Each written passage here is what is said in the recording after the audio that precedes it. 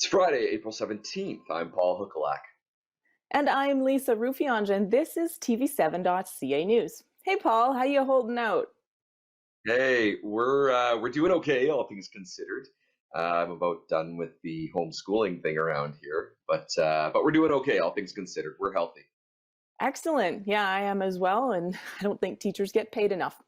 But anyways, today we have Karen Armstrong back with some methods to help us cope with our new stresses. Local realtor Dennis Faulkner is going to tell us about some of the changes that COVID-19 has made to our local real estate market. And the city is also instituting some changes to the busing schedule. All that and more, but first. So during this whole world crisis, local businesses are finding innovative ways to serve our community. Things that are open.com is a listing of local businesses that are open or are offering modified services during this epidemic. Some businesses are offering their services remotely or are offering non-contact delivery options to comply with the ever-changing restrictions placed on their industries.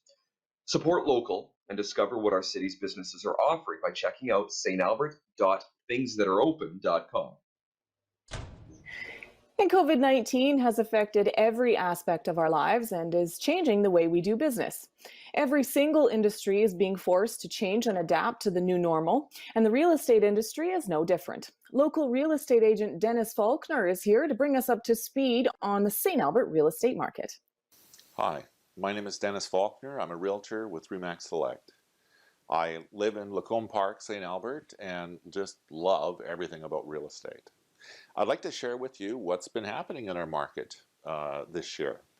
I took a first look at January and February to compare it to last year, and if we look at St. Albert sales, there were 99 sales in 2019 and 105 sales in 2020. So comparing those 2 months, even accounting for the one less day, I didn't include February 29th, we were actually starting to do better than we were last year. I pulled the numbers for April, and I tell you, I'm surprised. I thought with our isolation that there would be fewer people going out, there would be, very few sales, but really that's not the case. If we look at April 1st to 14th, that's the first 2 weeks in April, we're sitting at 17 sales in St. Albert. And if we compare that to exactly a year prior, April 1st to 14th, we had 37 sales. That's 46% of normal activity. We're sitting at almost half the activity. I pulled Edmonton as well because it's a bigger selection. It's more statistically significant if we're using larger numbers. And Edmonton, and that's Greater Edmonton, that's St. Albert, Sherwood Park, Spruce Grove, Leduc, several municipalities in the area. And if we look at April 1st to 14th, we see 375 sales this year compared to 863 sales same time last year. That's 43%. So 43% for Greater Edmonton and 46% for St. Albert in terms of what we would expect to see in, say, a normal year or last year. So to me, I find that very encouraging, and there tells that there are people that just need to move, or they've got to, either sell and move out, or people wanting to move in, and people are doing that.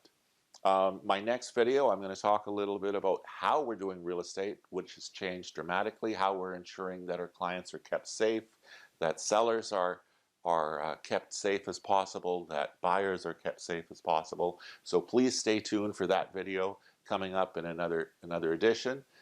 In the meantime, if you have any questions about anything I talked about or anything real estate or what's happening in your little community, in your neighborhood, feel free to email me at Faulkner Group. I'll put the email address here, faulknergroup@shaw.ca. I'm more than happy to answer any of your questions.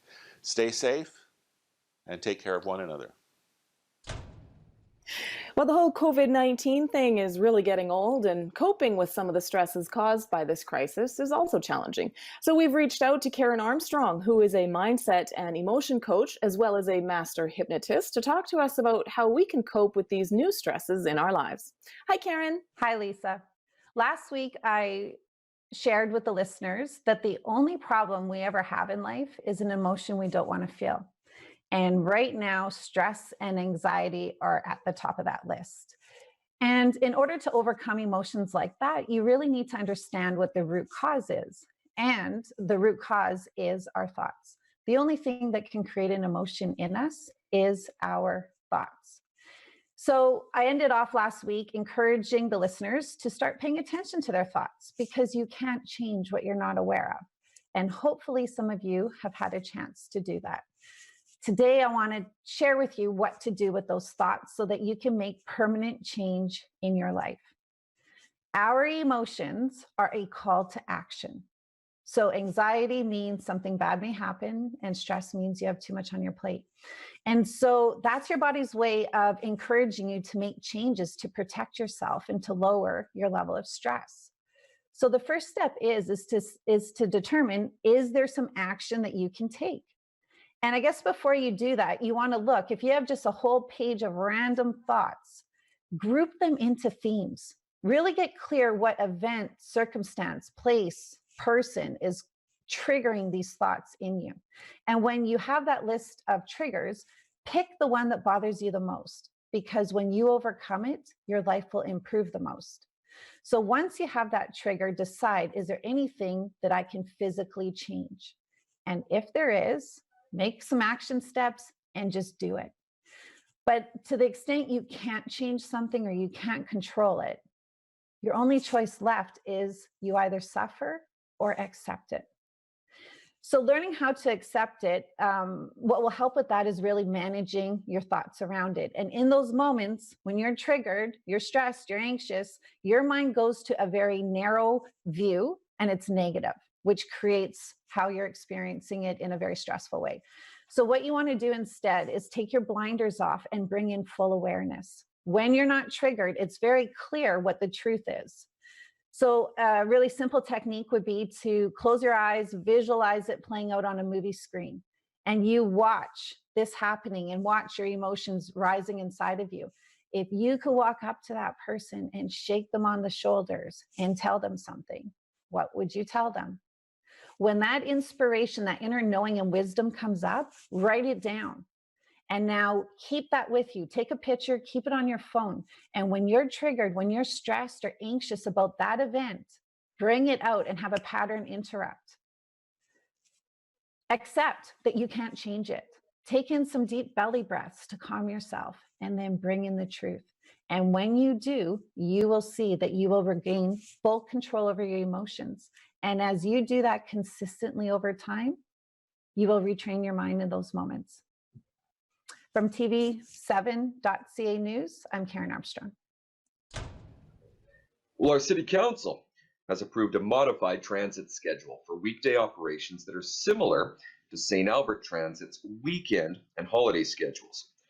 This temporary change will take effect on April 27th and is required due to the current decline in ridership as a result of the COVID-19 pandemic.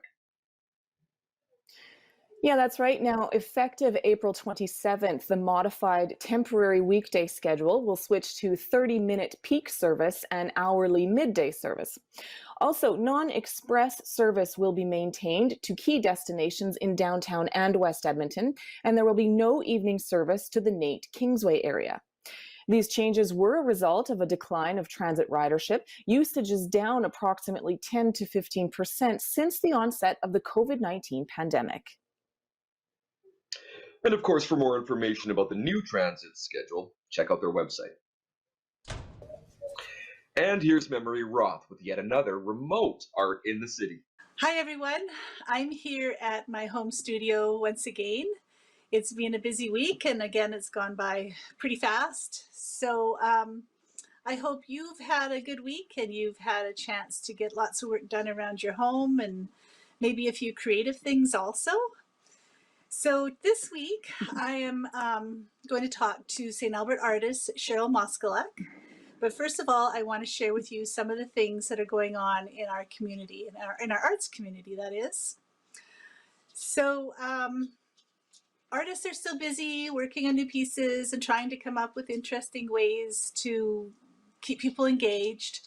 So make sure you get a chance to go on your social media and find out who's doing what. The Federation of the Canadian Artists, they are a long-standing group in Canada.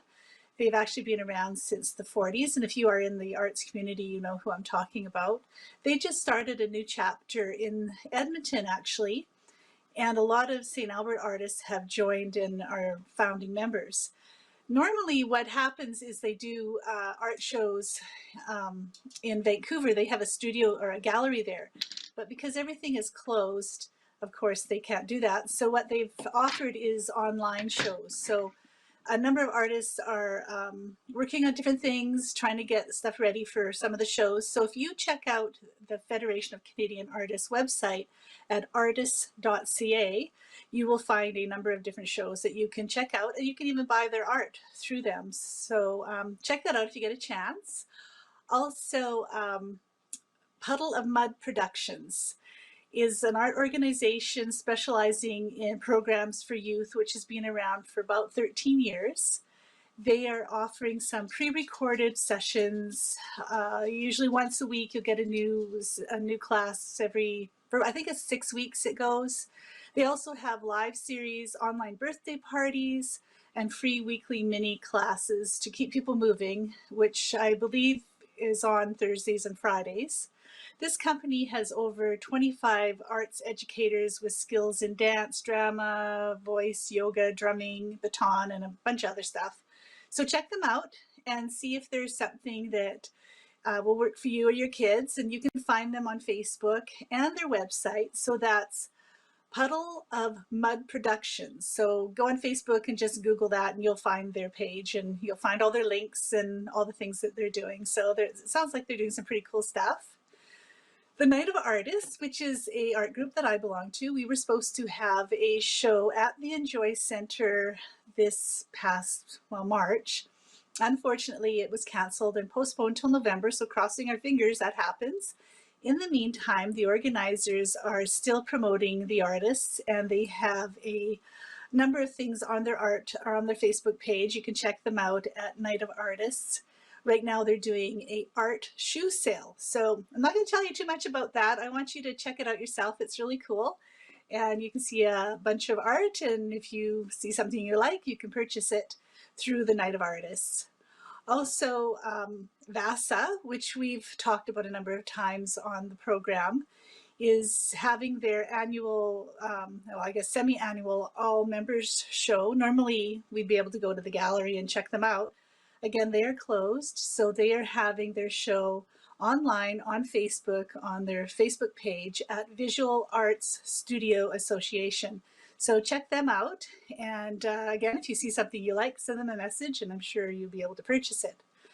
So if you or an art organization you belong to has something online that you would like TV7 to share, let me know. You can message me through Facebook, or you can post something on my Art in the City page with Art in the City with Memory Roth is what it's called, the Facebook page. So that's all I have to tell you about what's going on in the community, although I know there's tons more stuff. So just check out your social media. So right now I would like to talk to St. Albert artist Cheryl Moscow. Hi Cheryl, how are you doing? Hi Memory, I'm doing well. Doing really well. Good. It's Good. going So pretty well. It's sunny today, so that's good. That's good. It's going to be warm. Yeah. Yep. So you have a studio at VASA, and unfortunately VASA is closed. So you moved your studio at home, is that right? Yeah, that's right. Yeah. So yeah, how's that that was going? a big. It's going well. I think it's always a big adjustment, just like any other business owner or staff person or worker in many different industries. Like the shock of kind of moving everything home is a bit of it's a bit of a big deal. But once I got everything set up at home, it went really well. I mean, artists still have to create. We still have to be in that same space and have that studio mentality no matter where you are. So it's been really, really good. I've been managing to keep painting and maybe even in a more focused way. So I think So this artists whole, before isolation are doing the same thing now as they were before, right? yeah. So do you feel this COVID-19 thing has affected you a lot, or do you think it's kind of made you focus more on what you're doing? Like, are you Well, I able think to work more? it's a I think it's affected everyone. I think there's always a bit of low grade anxiety. We've all got family and friends to worry about. Um, but I think it, in a way, it sort of gives you permission because you have to be at home. So it's kind of permission to find that focused time, and it's a very good use of time. So Yeah, I think it has absolutely. helped in a certain way. Right. Yeah, well, that's great. So, Yeah. so I'm glad that you're getting some work done. So tell us a little bit about your background in art. My background in art, I started taking classes at the Faculty of Extension about 20 years ago. So when I still had small children at home, and that was a very good entrance into just a slow introduction to all the different principles of art. And so I really enjoyed that. I really knew I wanted to make it a big part of my life. So I have tried to keep it going no matter what other jobs I'm working at or what my family's doing. I've always tried to keep it going. Right, right. And you do So do other things because I know you're really involved in you got the quite the green thumb. And I know right now yeah, I'm almost positive you have a whole bunch of new seedlings growing at your house. And you're getting I ready do. for spring, your spring. So how Yeah. does the whole gardening thing fit in with your art? Well, it's fitting in really well because I think like everyone else, we've all got a little bit of cabin fever. So we're looking for spring. I do find lots of inspiration in just the fresh air, getting outside, getting into the greenhouse, starting my own plants at home. Um, it inspires me subject wise. Um, Plants that are blooming in my house. It's a really good way to be in the moment. I've got some plants that flower for 24 hours only, and one of them opened Yeah, today. So yay, that's what I paint. that's Yeah. great. So So you also do plein air stuff too, and I know you've gone to the mountains mm, and different places. So not being able to do that this year, or at least right now, once it gets warm out, do you have plans to get around the city and try to get some plein air painting done? yes, that would be a great thing to do. I know some of my colleagues have been out there even in almost sub-zero temperatures and still doing it. So Well, they're that's great. inspiring to me when I see artists doing that. But yeah, that's something I'm looking forward to doing. Great. Also, I like to join in with the Urban Sketchers group, Urban Sketchers of Edmonton, and they have stopped going on location, but they're challenging their members to do a sketch every day, whether it's inside or outside. And that's been very kind of interesting and fun to be a part of. It's kind of like, recording what's happening in our world. And so right now Right. there's a lot of inside sketches. So Well, that's that's another thing great. that's kind of I'm interested in. Well, good. Yeah. So you also have, you've been St. Albert's resident for ages, but you also have a really cool connection, a family connection to St. Albert. Can you share that with us a little bit? Yeah, when people say like how long have you been in St. Albert? I have been in St. Albert about 30 years. My husband Michael and I raised three kids here. They're all adults now. But it goes back a little bit further than that. My grandfather Frank Hess worked in construction around St. Albert in the 40s. Was part of the St. Leon's community down the south on the trail. So he has built a number of buildings in St. Albert, including the little Immaculate Conception Chapel over by the tennis courts on Perron Street. And he worked with a crew with a team of horses that put the basement under the community hall, also, I think, back in Oh, the 40s. So yeah, I have a that's long cool. standing connection to St. Albert.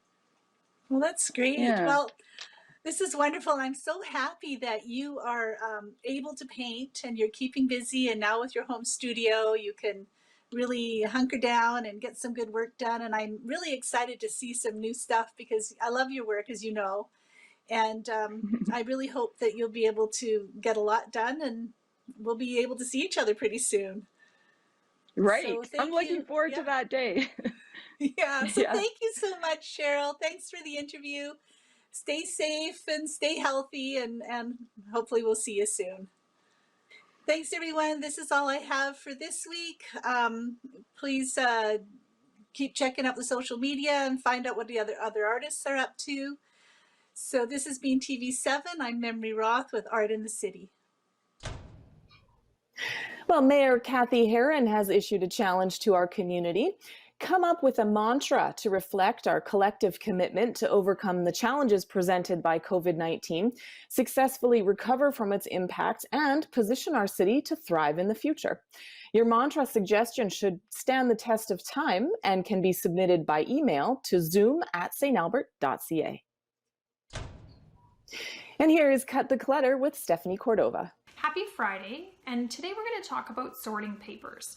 So it is tax season in Canada, and even though we have an extension on filing our taxes, it's still a good idea to get ahead of this chore and get our papers sorted and organized. So I'm just going to go through a couple of tips with you, and I just want to talk about bringing all of your papers to one location to sort them. So in order to sort your papers, you have to have them all present because you need to know what you have of different things, and you also want to go through and only keep the things you need to keep. So once you bring them all to your location, you're just going to pick up one paper at a time and look at it briefly enough to determine what it is. So is it a bank statement? Is it an RSP statement? Is it an important document regarding your mortgage? And then set it down in a pile and label the piles as you go. So for example, you put down a bank statement, you create a small piece of paper or a post-it note, and you write bank statement. So you know all the bank statements are in that pile. So you can quickly move through your piles and identify which is which. Once you have your piles sorted, you go through each one and determine what do you need to keep and what do you not need to keep. So if something has expired, like an old insurance policy, you can shred that. There's no reason to keep it unless you have a business. Now, a lot of this is not for business owners. If you want to know what to keep, you could ask your accountant or Crystal Lucier what you can keep for your business or what you need to keep. If you do not have a business, you do not need to keep very many items. Just your most recent bank statement, your most recent insurance document, your most recent mortgage statement or rental agreement. And so I've compiled a list here that I will show you. So your most recent RSP, RESP, and pension statement. Anything related to the beneficiaries, the details of those agreements, and also the most recent statement. Your most recent bank or credit card statement, your marriage or divorce certificate, your latest insurance policy for home and auto, and any other items you have insured. Your most recent mortgage statement, your latest utility bill. So once you have confirmation with your new bill that you've paid it and you see that the amount is discredited from the last month, you can then toss that one and just pay your latest bill. Your documents pertaining to your will or any safety deposit boxes, any IDs or passports, mortgage and rent papers and the related agreements, your personal taxes for 7 years, any archives related to house sales, etc.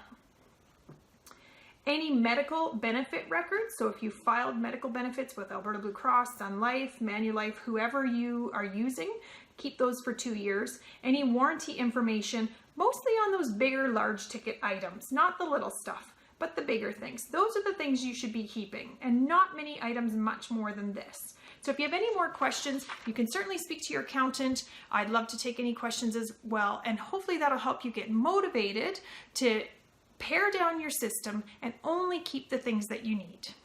Enjoy your Friday. In an effort to contain the spread of COVID-19, city staff are not permitted to help residents unload or handle any materials brought to the Mike Mitchell Recycling Depot. Residents are asked to deposit all material into the appropriate bins on their own. Now, the city has also waived the need for bag tags for the extra garbage tag program at the Mike Mitchell Recycling Depot until further notice. So now that you have some free time on your hands, it might be a good idea to clean out your garage. Now, residents are limited to 2 garbage bags per day per household and are not allowed to bring large items, construction or demolition materials. And if you do have bag tags that you've already purchased, you're asked to just hang on to them for future use as no refunds are being issued.